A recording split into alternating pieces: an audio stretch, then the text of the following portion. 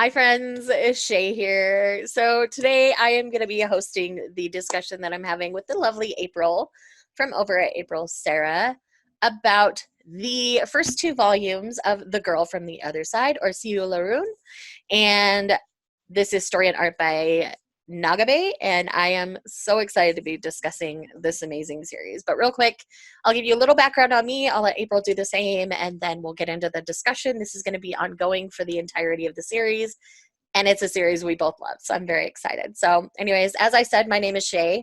I do have a YouTube channel called Shay Geeks Out. I'm so happy to be a partner here on That's Comical. You'll also find me in the Manga Minute section segment and most other things related to manga. I'm kind of the manga person here at That's Comical. I'm going to turn the time to April. Yeah, and I'm of course April. I am here just to have these wonderful discussions with all of you guys. I'm a little new on the comic side of things, but as Shay pointed out, we love to talk about manga because some of the artwork, some of the stories, just some of everything is just amazing in what these artists can do. It's so true. Mm-hmm.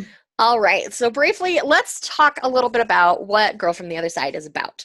So in this story, we have these two people on the front. So we have teacher, and then we have a little girl named Shiva. So these two have a very unconventional friendship, we'll put it that way. And going back and reading these with as far in as I am now, it feels super different. But anyways, we won't tell you why. But in this land, there are two types of people. There are outsiders who are kind of these fairy tale-esque kind of creatures that are all black. And if they touch somebody who's an insider, which is like a traditional humanoid kind of person, over time they slowly become an outsider. And so people live on the inside and the outside. There's this big wall that kind of separates the two worlds in this bigger world. These two types of people, I guess you could say. And these two were never supposed to have met, but they have. So this is kind of their adventures as Shiva is looking for her auntie to kind of get reunited with her, and teacher is kind of looking out for her.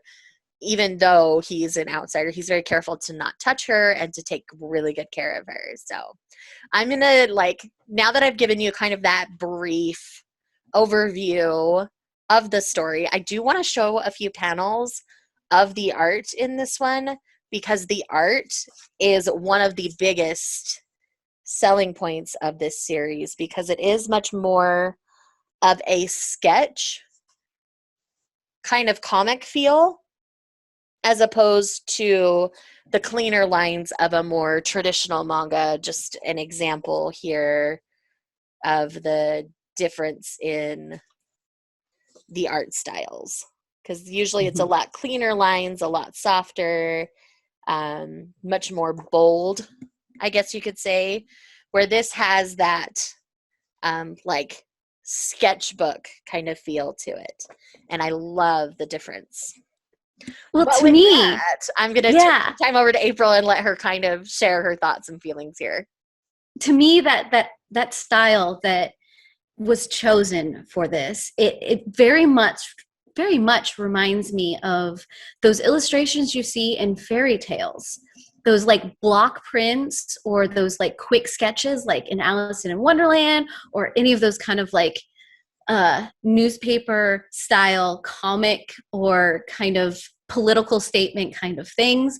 That's why I really, really love how the artwork kind of emulates where this story kind of feels like it's going, because you're introduced to this very corrupt and very dark concept of the outsiders and the insiders, and how the insiders are trying to obliterate everything that's going on with the outsiders, because they seem to be like this virus that just kind of brings everybody into whatever they are.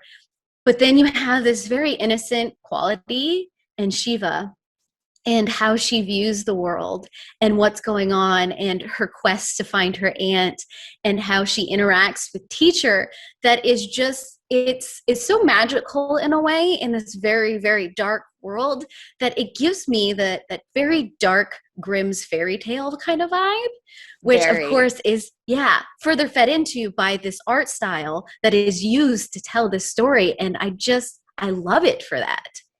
Yeah, it definitely gives off all of the fairy tale vibes, especially because they're living in this like abandoned cottage that's run down. You can tell it's taken a beating, and just the way they interact is very slice of life every day.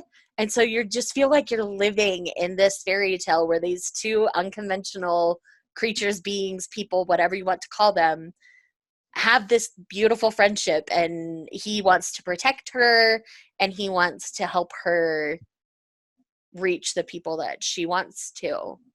And in the end of volume 2, we do get reacquainted with Auntie. And so that adds a different layer to the story, because it's almost like a now Auntie wants to take her away from Teacher, but Shiva feels very safe with Teacher.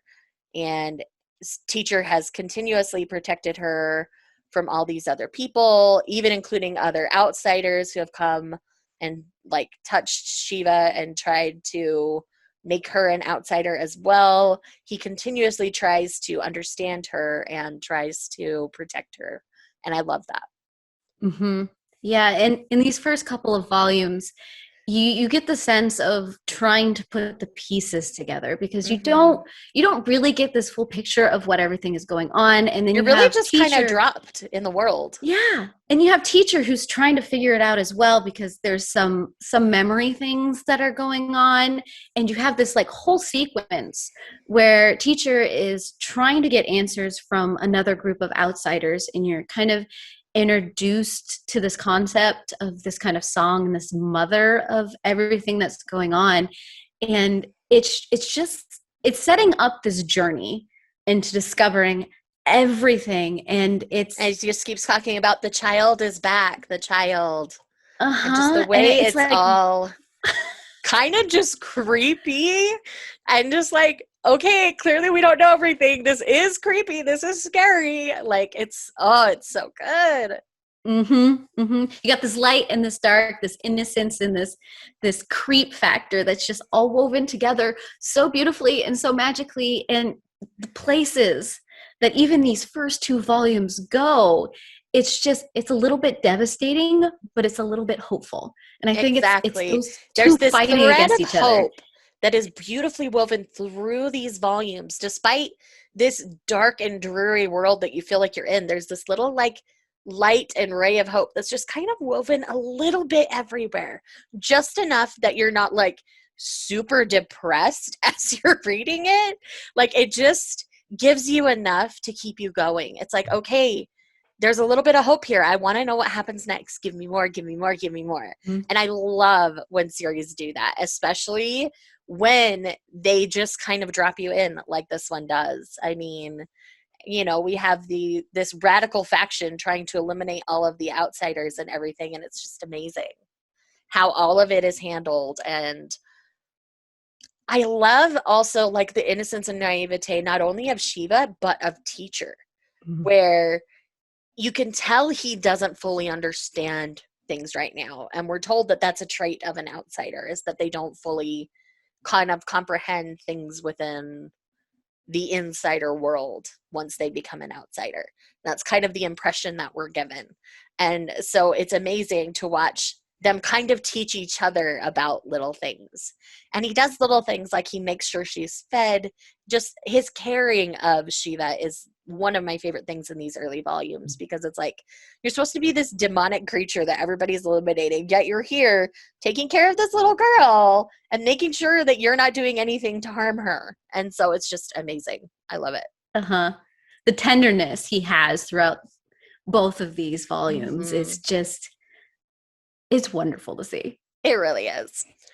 And I do love just the covers on these are so unique in manga, and just the art style in and of itself. Nagabe, the mangaka, has this very distinct style. It's been this way in everything I've read from them, this same art style. I've not seen their style change, but I love their style. But this is by far my favorite from this mangaka. They have some short story collections that are also out that I liked, but I didn't love. There's some tropes within them that are not my favorite things. So if you're going to go Yeah, explore this mangaka, just be prepared for some of the weird stuff that comes out in manga sometimes. But if I do strongly and highly recommend checking out this series, not only because of all the reasons that we've said, it's just one of those that will truly surprise you all the way through. And I cannot wait till we get to discuss volumes 3 and 4 with you guys. So this was kind of our non-spoilery discussion for these first 2 volumes. Usually anything past that we consider major spoilers. So we'll make sure you're always linked to this video as the future videos go on so that you don't end up missing any of the episodes and any of the information. And we hope that you'll go and read it. So any final thoughts here from you, April? No, that's it for me. That briefly touched on all of the magic of the start of the series, and I'm excited to talk about each additional set of volumes. We're both very excited. This is a series we're both clearly very passionate about, and we cannot wait to discuss further volumes with you. We'll have one of these coming up. We're not sure how often yet, but we're really excited either way. So thank you guys so much for checking out this video. Please make sure you check out the other videos here on That's Comical. We all put a lot of work into these, and we're all very passionate about all of the things. So with that said, we're signing off, and we'll see you guys in the next one. Bye.